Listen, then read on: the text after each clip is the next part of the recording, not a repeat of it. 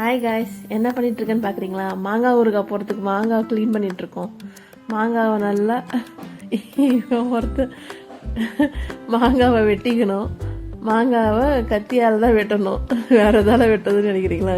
நல்லா வெட்டிக்கணும், நல்லா க்ளீன் பண்ணணும். தண்ணியே இருக்கக்கூடாது. துணி போட்டு நல்லா தொடச்சிக்கிட்டு அதுக்கப்புறமேட்டு அந்த சிப்பெல்லாம் இருக்குல்ல, தோல் சிப்பை கொட்டை எதுவுமே இல்லை, துண்டு துண்டாக நல்லா வெட்டிக்கணும். வெட்டி கொஞ்ச நேரம் காய வச்சுட்டு கடுகு எவ்வளோ போடுறீங்களோ கொஞ்சம் கம்மியாக போட்டால் நல்லாயிருக்கும். கடுகு வெந்தயம் கம்மியாக போட்டால் நல்லாயிருக்கும். ரொம்ப போட்டிங்கன்னாக்கா வாசனை நல்லா இருக்காது, சீக்கிரமாக கெட்டு போகிறதுக்கு வாய்ப்பு இருக்குது. கடுகு போடும்போதே பொரியுது பாருங்க. கடுகு நல்லா பொரியட்டும், ரொம்ப தீயக்கூடாது. ரொம்ப தீஞ்சிச்சுன்னா நல்லா இருக்காது. ஸ்லோ ஃப்ளேமில் வச்சு நல்லா வறுத்துடணும். ஸ்லோ ஃப்ளேமில் அது பொரியிற அளவுக்கு பொரிஞ்சிட்ட பிறகு எடுத்துடணும். தீஞ்சிச்சுன்னா நல்லா இருக்காது. பொரிஞ்சிடுச்சு, நல்லா பொரிஞ்சிடுச்சு. கடுகு தனியாக வெந்தயம் தனியாக நம்ம போட்டு வறுத்துக்கிட்டா நல்லாயிருக்கும். உடனே போட்டாக்கா ரெண்டும் சேர்ந்து வராது, சரியாக வருந்து வராது. இப்போ வெந்தயத்தை போட்டுக்கலாம். வெந்தயம் நிறைய போட்டாக்கா நல்லா இருக்காது, கசப்பாக இருக்கும். கொஞ்சமாக போட்டுக்கோங்க. 3 ஸ்பூன் போடுறேன், 3 போடுறேன், 3 போடுறேன். 1.5 கிலோ மாங்காது. கடுகு ஒரு 4 ஸ்பூன் 5 ஸ்பூன் போட்டிருப்பேன். இது நல்லா கொஞ்சம் கோல்டன் ப்ரௌனில் வரட்டும். வறுந்துருச்சு. தனித்தனியாக வறுத்து நம்ம ஒன்றா கூட இடிச்சிக்கலாம்.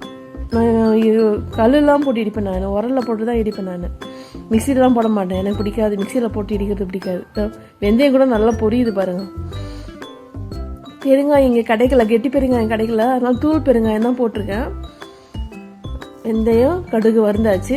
யாரையும் அடிக்கிறதுக்கு இல்லைங்க, வெந்தயம் கடுகு இடிக்கலாம் அப்படின்னு எடுத்துகிட்டு வந்தேன். அந்த கல் நல்லா ஈரமே இருக்கக்கூடாது, நல்லா ட்ரை பண்ணிவிட்டு ஃபேன் காற்றுல காய வச்சிட்டேன். அந்த கல் கூட, உரல் கல் கூட காய வச்சுட்டு, எதுவுமே ஈரமே இருக்கக்கூடாது, நம்ம கையே படக்கூடாது அந்த ஊறுகாயில். நல்லா நுணுக்கிக்கணும்.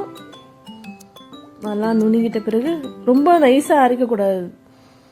நான் காமிப்பேன் பாருங்கள். இப்போது நைஸாக அரைச்சா நல்லா இருக்காது ஊறுகாய். அது கொஞ்சம் இந்த கரன்னு இருந்தாக்கா நல்லாயிருக்கும். காமிப்பேன் பாருங்க. இந்த இதுவில் பக்குவத்தில் இருந்தாக்கா நல்லாயிருக்கும் ஊறுகாய். பூண்டு உரித்து வச்சுக்கிட்டேன். பூண்டு போடுவோம் நாங்கள். இது ஆந்திரா பாதி, தமிழ்நாடு பாதியான டைப் ஊறுகாய். கடலெண்ணெய் ஊற்றிக்கலாம். நான் ஒரு 1/2 லிட்டருக்கு ஊற்றிருப்பேன் கடலெண்ணெயை. கடலெண்ணெய், நல்லெண்ணெய், பாம் ஆயில், எந்த எண்ணெய் வேணாலும் யூஸ் பண்ணிக்கலாம். மிளகாய்த்தூள், வெறும் மிளகாய்த்தூள் தான் போடணும். வெறும் மிளகாய்த்தூளை போட்டுக்கலாம். மிளகாய்த்தூளை போட்டுக்கலாம். 250 கிராம்ஸ் வாங்கிட்டு வந்தேன். அதில் 50 கிராம்ஸ் நான் எடுத்து வச்சிட்டேன். நான் காரம் எனக்கு அவ்வளோ பிடிக்காது. பொடி போட்டுக்கலாம். பூண்டு உரிச்சு வச்ச பூண்டு ஒரு 100 கிராம் 50 கிராம் இருக்கும். பூண்டு, உப்பு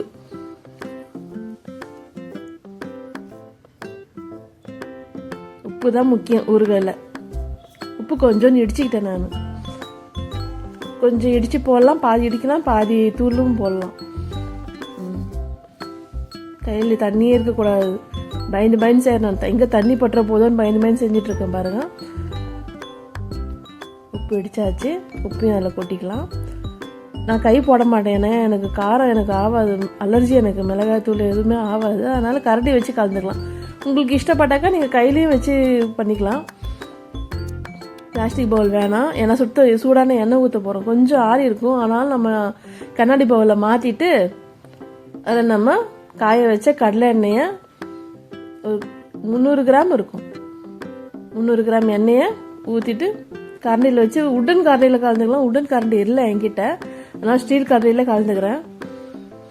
பூண்டு, வெந்தயத்தூள், கடுகுத்தூள், மிளகாய்த்தூள், உப்பு, கல் உப்பு எல்லாத்தையும் போட்டு கடலெண்ணெயை போட்டு நல்லா கலந்து விட்டுக்கணும். எவ்வளோக்கு கலந்துக்கிறீங்களோ அவ்வளோக்கு நல்லது. அந்த பக்கம் நிற்கக்கூடாது, இந்த பக்கம் நிற்கக்கூடாது. ஒரே சம அளவு நம்ம கலந்தாதான். ஊறுகாய் மட்டும் அப்படி தான்.